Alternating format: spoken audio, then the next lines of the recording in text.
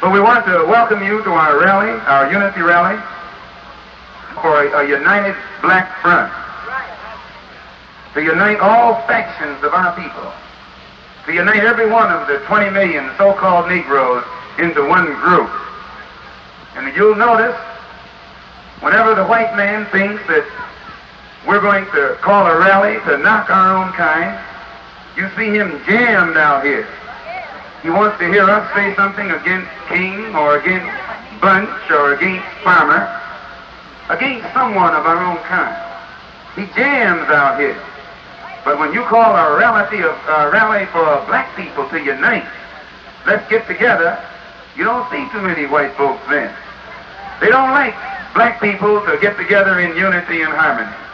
As long as you and I are going to attack each other or talk about each other or heap scorn and ridicule upon each other, the white man gets his kick.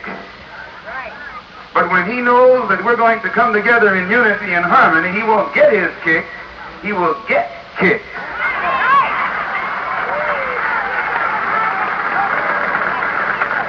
When you see you and I getting together, it is because we have begun to realize that we have a common enemy. And the only time we'll be able to come together with a common objective and a common goal is when we first develop a common motive. And that motive is best developed by recognizing the common enemy. And that common enemy is the white man. I say that common enemy is the white man. The white man is your enemy, whether you are a Baptist, whether you're a Methodist, whether you're an Episcopalian, or whether you're a Muslim, or whether you're a Mason, or whether you're an elk. If you find yourself running into opposition when you're looking for freedom, justice, and equality, or some kind of rights, you have to agree always the one who opposes your rights is the white man. Some old blue-eyed, blonde-haired, bad-smelling white man.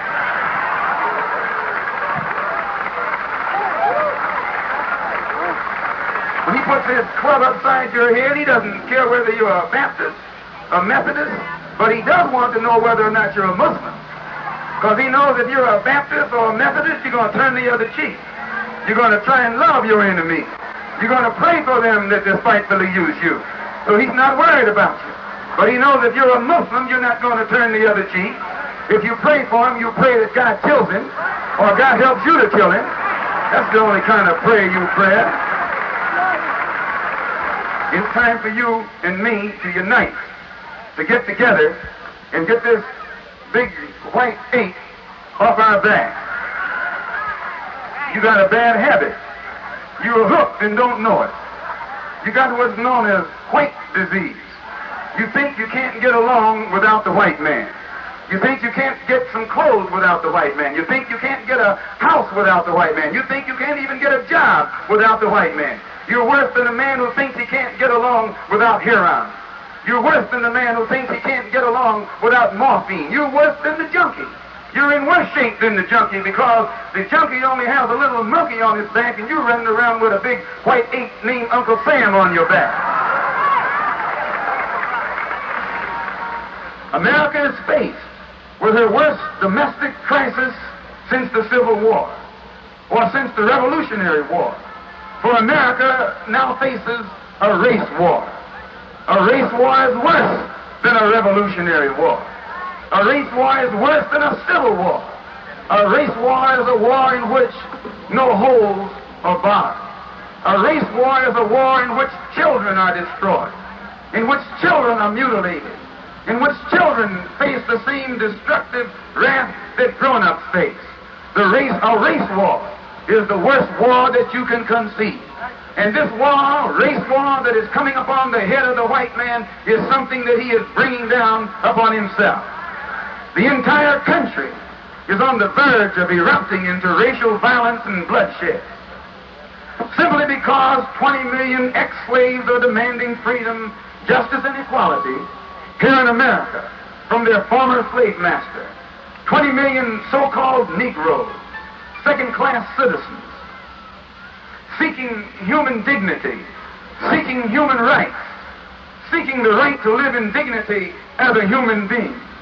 And rather than give genuine respect and recognition to your cry for human rights, The American white man answers your nonviolence with violence. He answers your prayers and your freedom songs with false promises, deceitful maneuvers, and outright bloodshed. According to what we are taught from the white man's textbooks and his school, the Revolutionary War and the Civil War were two wars fought on American soil, supposedly for freedom and democracy. But if these two wars were really for the freedom and human dignity of all men, why are 20 million of our people still confined here in America and enslaved by second-class citizenship? Something is wrong. The truth is that the Revolutionary War was fought on American soil to free the American white man from the English white man. The Revolutionary War was never fought to provide freedom and democracy in this white country for the black man. Our people remain slaves here in America even after the Declaration of Independence was signed. In fact, most of the white founding fathers who signed the Declaration of Independence were nothing but slave owners themselves. It is sheer hypocrisy, sheer ignorance, sheer insanity for our people here in America to celebrate the 4th of July as Independence Day, while white America still denies us first-class citizenship that goes with an independent people. And it is nothing but hypocrisy for the American white man to pretend that the Revolutionary War was truly a war of independence as long as 20 million black people here in America are denied the privileges of an independent people. Don't let the white man fool you. Don't let the white man smile at you and lull you to sleep. Behind that smile is a vicious heart. Behind those teeth is an animal-like beast who doesn't have it within him to want for you what he wants for himself and his own kind. Don't let that man fool you.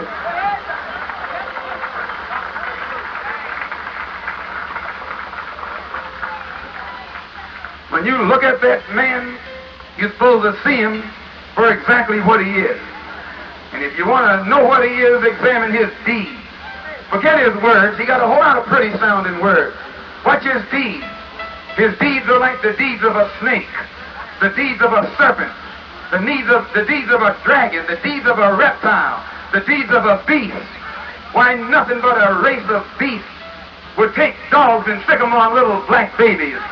Nothing but a race of beasts will stick dogs on black children and black women.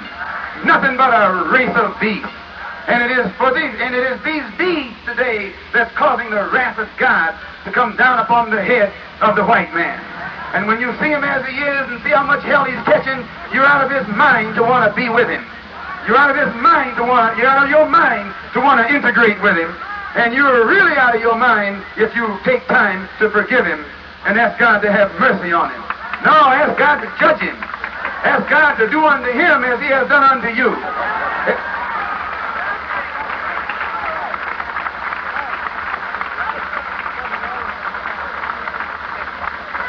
He has caused your babies to suffer. Ask God to heap suffering upon his babies.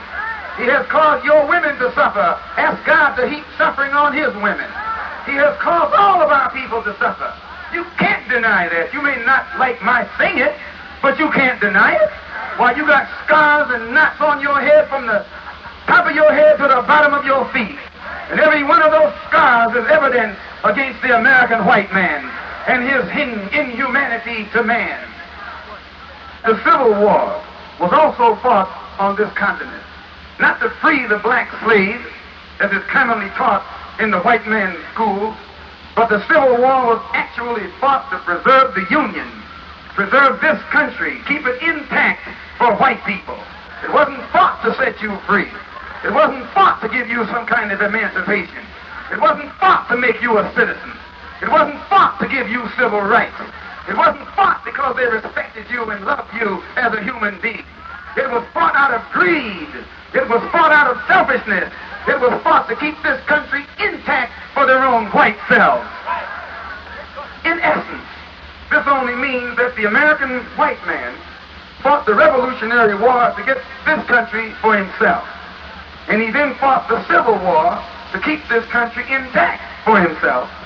And today, he will now fight a race war to keep from having to share this white country on an equal basis with anyone else but his white self, especially on an equal basis with his 20 million former slaves. So again I ask, where will all of these demonstrations end? And who dares to say that our people are not justified by demonstrating their resentment over the injustice and mistreatment that our people have suffered these 400 years at the hands of this cruel, inhuman American white man? We have nothing to lose but our chains. We have nothing to lose but the hell we experience every day living here in these rat-filled slums. You have to excuse me for being blunt speaking and frank talking. We don't care who likes it or not, as long as we know it's the truth. Much of what I say might sound bitter, but it's the truth. Right. Much of what I say might sound like it's stirring up trouble, but it's the truth. Right. Much of what I say might sound like it is hate, but it's the truth. And God has mentioned in the Bible, it's truth alone today that'll make you free. If you're afraid to tell the truth, why, you don't even deserve freedom. Just tell the truth. The best thing to put the white man to flight is truth. He can't take the truth. He can't stand the truth. He doesn't like the truth, especially when you know the truth about him. The truth about how he got those blue eyes, and the truth about how he got that stringy dog-like hair, and the truth about how his skin became as pale and pallid and sickly as it is. When you know the truth about how he got the way he is, you can run him down the street with nothing but truth. You don't need any blade. You don't need any switchblade. All you need is the truth. They put you in jail for carrying a blade, but they can't put you in jail for telling the truth.